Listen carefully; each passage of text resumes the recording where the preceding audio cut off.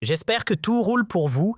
Hier soir, en zappant sur Canal Algérie, je suis tombé sur un passage télé qui m'a littéralement cloué. J'ai rembobiné, rejoué encore et encore. C'était un moment rare, l'un des fils de Fatih Agouré Nagour s'exprimait. Un des 8, oui, 8 enfants. Et croyez-moi, son témoignage a remué des choses en moi. Je vous encourage sincèrement à le regarder. C'est le genre de parole qui ne vous laisse pas indemne. Une leçon d'humanité qui mérite d'être vue, entendue, ressentie. Vous me connaissez, la vie privée, ce n'est jamais mon terrain de jeu. Je n'ai ni le goût ni l'habitude d'aller fouiller dans l'intime des autres. Et pourtant, il y a des histoires qui, même sans les chercher, viennent vous attraper à la gorge. Fad Mani, par exemple. Un père, une figure, une vie marquée par les tragédies. J'espère que tout roule pour vous. Hier soir, en zappant sur Canal Algérie, je suis tombé sur un passage télé qui m'a littéralement cloué. J'ai rembobiné, rejoué encore et encore. C'était un moment rare, l'un des fils de Fatih Agouré Nagour s'exprimait. Un des 8, oui, 8 enfants. Et croyez-moi, son témoignage a remué des choses en moi. Je vous encourage sincèrement à le regarder. C'est le genre de parole qui ne vous laisse pas indemne. Une leçon d'humanité qui mérite d'être vue, entendue, ressentie. Vous me connaissez, la vie privée, ce n'est jamais mon terrain de jeu. Je n'ai ni le goût ni l'habitude d'aller fouiller dans l'intime des autres. Et pourtant, il y a des histoires qui, même sans les chercher, viennent vous attraper à la gorge. Fad Mani, par exemple. Un père, une figure, une vie marquée par les tragédies, 2 de ses enfants partis trop tôt, et ça ne laisse personne indemne. La famille Mani a connu l'épreuve la vraie. Et puis, il y a Agour, l'un des 8. Oui, 8 enfants. Il est passé à la télé, Canal Algérie d'abord, puis son intervention a fait le tour des chaînes NAR TV, d'autres encore. Ce qui frappe, sa posture. Une dignité presque désarmante. Ce garde-là, il aurait pu exploser, hurler sa colère. Il n'a rien fait de tout ça.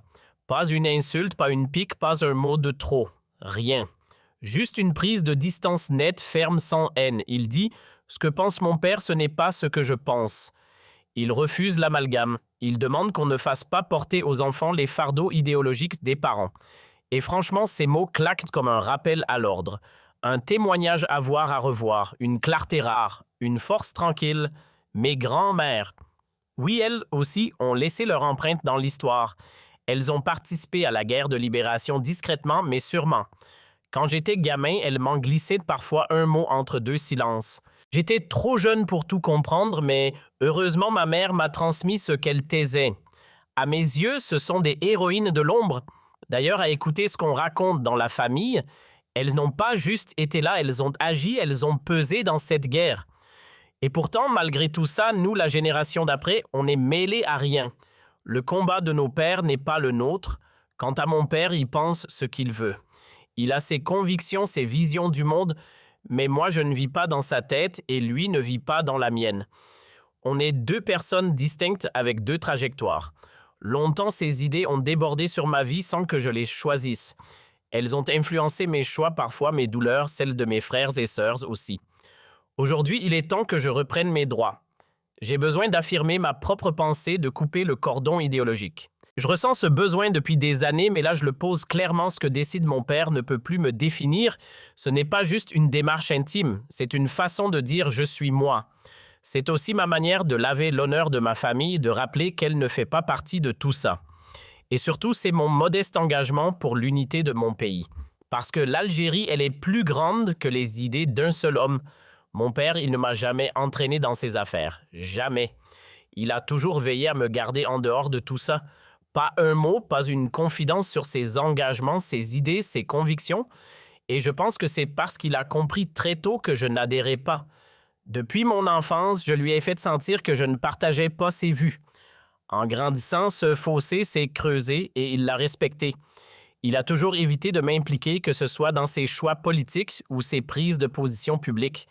Je suis resté à l'écart. Spectateur, jamais acteur. Et aujourd'hui encore, je ne saurais même pas dire ce qui l'anime, d'où viennent vraiment ses convictions. Est-ce une stratégie, un choix de cœur, une pression? Je n'en sais rien. Honnêtement, je ne peux que témoigner de ma place, celle d'un fils qui a toujours été tenu à distance. Mon intervention à la télévision dure 9 minutes et 36 secondes. Ce n'est pas grand-chose, mais je crois qu'il faut la voir. Parce qu'elle dit beaucoup. Peut-être même que d'ici la fin de cette émission, je vous en ferai découvrir un extrait. Agoré, franchement, c'est la classe incarnée. Une leçon de courage, mais surtout de dignité, de droiture. Dès ses premiers mots, il a posé le cadre. Les idées de mon père, ça ne me concerne pas. Clairement, il trace une frontière nette entre lui et les convictions de son géniteur. Il refuse que le combat de son père devienne un poids pour sa famille, une famille déjà marquée par les conséquences de ce militantisme, qu'il soit politique ou idéologique. Mais ce qui est admirable, c'est la manière. Pas une seule attaque, pas une insulte. Aucun mot plus haut que l'autre. Il n'a jamais renié l'homme, il a simplement refusé l'héritage des idées, il a désapprouvé sans détruire, dénoncé sans humilier. Il ne remet pas en cause la filiation, mais il récuse le discours. Il rejette le séparatisme et il le fait avec une clarté et un respect exemplaires. Et puis ce final, quelle force! Je suis kabyle et je suis algérien. Et j'en suis fier. Un message limpide plein de sagesse. Un appel à l'unité, pas à la division. Ce témoignage, il mérite d'être écouté et respecté. C'est exactement de cette manière qu'il faut résister aux idées séparatistes portées par le MAC. Pas avec des cris ni avec la force brute. Agor Mané lui a montré qu'on peut tracer une ligne claire tout en restant digne. Il a brandi la parole comme une arme de paix posée, réfléchie, tranchante mais respectueuse. Il a démontré que sagesse et fermeté ne sont pas incompatibles. Parce que répondre à l'extrémisme par plus d'extrémisme, c'est jeter de l'huile sur le feu. Enfermer, harceler, coller l'étiquette de terroriste à tout va s'en prendre à des proches qui n'ont rien demandé, cette stratégie ne fait qu'alimenter la colère, elle amplifie ce qu'elle prétend combattre, elle transforme une opposition marginale en cause légitime, et c'est là que le danger grandit. À l'inverse, Agouri a parlé avec équilibre. Il a dit simplement « Je suis kabyle et je suis algérien ». Et je l'ai toujours su, toujours ressenti. Il n'a pas besoin de crier pour être entendu. Son histoire familiale, une lignée de résistants, de moudjahidines, des gens qui ont combattu pour cette terre. Des racines profondes du côté paternel comme maternel. Ce n'est pas une famille ordinaire. Et pourtant, malgré cet héritage, il ne demande qu'une chose, qu'on ne juge pas les enfants à travers les actes du père. Il l'affirme sans détour, « Mon père est mon père, moi je suis moi. Je pense différemment, je vis autrement. » Jamais il ne m'a entraîné dans son combat, jamais il ne m'a proposé de rejoindre le MAC. Et c'est vrai, dans toute sa prise de parole, il ne laisse entendre à aucun moment qu'il aurait été poussé dans cette voie. Il n'est entouré d'aucun militant du MAC, aucun proche, aucun ami, aucun lien avec ce cercle-là. Et d'ailleurs, il l'a dit avec des mots puissants, « Je fais ce pas aujourd'hui pour laver l'honneur de ma famille. » Un geste fort, une prise de position claire. Il assume publiquement son besoin de rétablir sa dignité, mais aussi celle de ses proches restés à l'écart de tout ce tumulte politique. Et au-delà de sa démarche personnelle, il y a là un acte patriotique, une contribution sincère à l'unité de l'Algérie. Ce témoignage, croyez-moi, vaut le détour. Il m'a remué. Rien ne sonnait faux. Rien ne trahissait la pression ou la manipulation. Je n'ai perçu aucune contrainte, aucune mise en scène. Pour en être sûr, j'ai tenté de provoquer des réactions du côté du MAC chez certains cadres ou sympathisants. Et comme on pouvait s'y attendre, ils crient à la pression, au chantage, à la récupération familiale. Selon eux, la famille Mani serait victime de menaces d'intimidation, d'un harcèlement orchestré. Peut-être. Mais ce que j'ai vu, moi, c'est un homme debout libre dans sa parole. Peut-être que les accusations d'intimidation sont fondées. En réalité, j'en suis même presque certain vu le nombre de familles de militants qui ont été clairement visées, mises sous pression, harcelées. Mais dans le cas d'Agour Mani, je n'ai pas ressenti ça. Pas une seconde. Ce qu'il disait, il y croyait. Il ne récitait pas un discours, il le vivait. Sa voix posée, lente pesée, tout laissait penser qu'il avait longuement médité avant de s'exprimer. Ce n'était pas un coup de tête, c'était mûr, réfléchi, presque douloureusement préparé. Il s'est demandé, est-ce le bon moment, est-ce que cela aidera ma famille? Mon pays, et malgré toutes les questions, il a choisi de parler. Mais il l'a fait sans haine, sans régler de compte. Il a refusé les raccourcis faciles, les insultes gratuites. Il a parlé avec calme, avec intelligence et avec cette forme de noblesse rare qui force le respect. Et c'est là que réside sa force. Jamais il n'a attaqué son père, jamais il n'a craché sur le MAC. Il n'a pas non plus pointé du doigt le régime ou les institutions. Pas un mot déplacé contre les militants.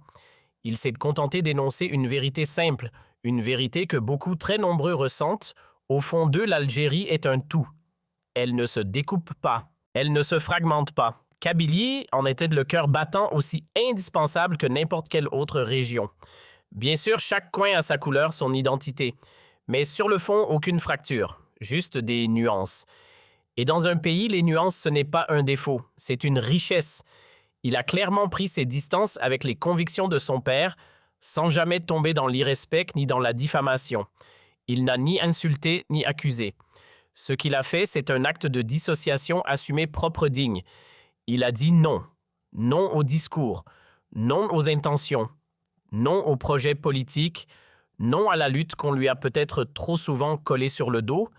Mais il l'a dit avec intelligence, avec calme, avec cette clarté rare qui manque cruellement dans notre société actuelle. Et c'est justement ce genre de voix qu'il nous faut aujourd'hui en Algérie.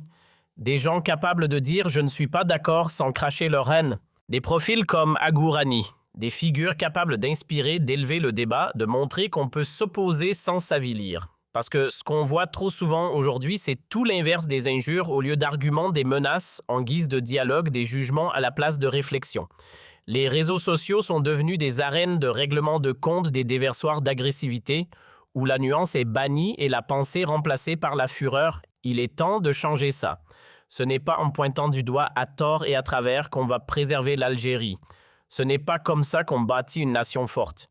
Ce qu'il nous faut, ce sont des citoyennes lucides comme Agmani capables de se détacher des choix de leurs parents tout en continuant à leur témoigner du respect.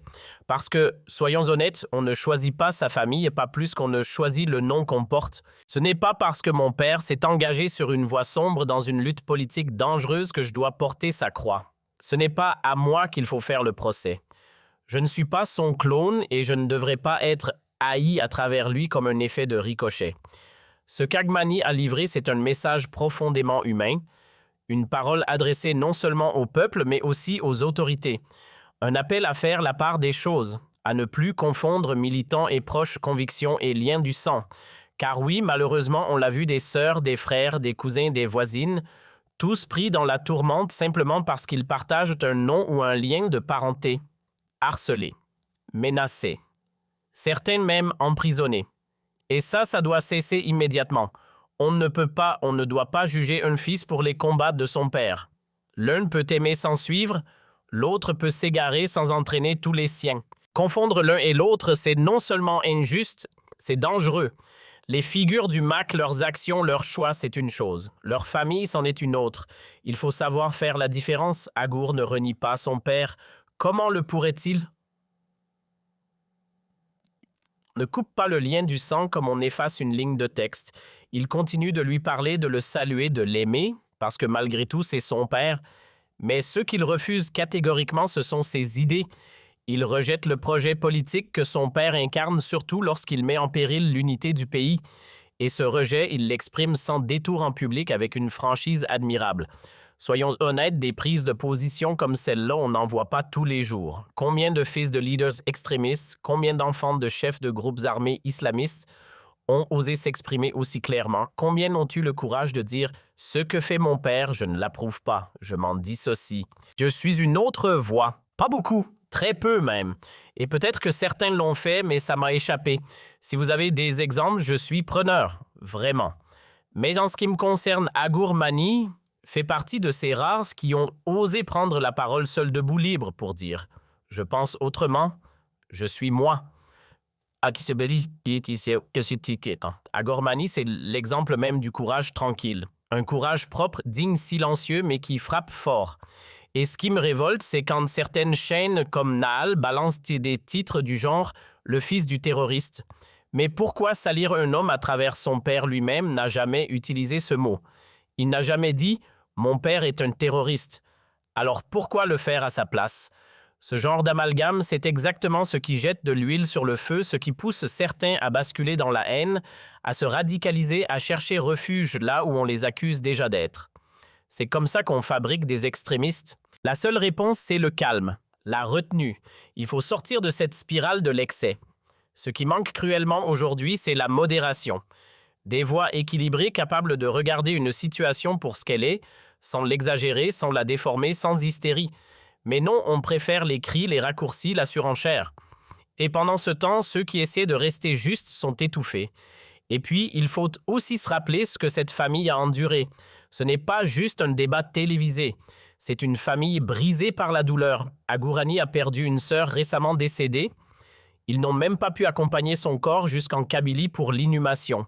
Et ce n'est pas tout, leur frère Hamzen lui a été tué à Paris dans la nuit du 18 au 19 juin 2004, poignardé en pleine rue boulevard de Clichy.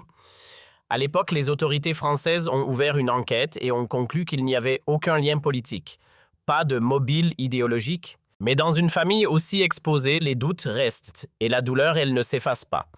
Farhat Mani, comme plusieurs membres influents du MAC, n'a jamais vraiment cru à la version officielle des faits. Selon eux, la mort d'Hamzen ne relèverait pas du simple fait divers. Ils avancent l'idée qu'il aurait été éliminé tout simplement à cause de sa proximité avec son père. Contrairement à Agour, Hamzen lui aurait été bien plus engagé. Certains le décrivent comme un bras droit, un confident ou même un militant actif au sein du mouvement aux côtés de Farhat. Mais la vérité, on ne l'a jamais su. Les autorités françaises ont mené leur enquête, ont tiré leurs conclusions, et voilà. Aucun élément concret, aucun indice formel n'est venu prouver que ce meurtre avait le moindre lien avec ses opinions politiques. Rien de concluant, rien d'assuré. Juste des silences et des suspicions qui continuent de flotter. Et derrière tout cela, il y a une famille. Une mère surtout. Une femme qui a vu partir 2 de ses enfants. Qui a dû encaisser non seulement la douleur de la perte, mais aussi celle des regards, des étiquettes, des accusations sans fin. Une femme qui a vu son nom sali, son deuil volé, sa dignité piétinée. Comme on dit, celui qui marche sur la braise est le seul à en sentir la brûlure.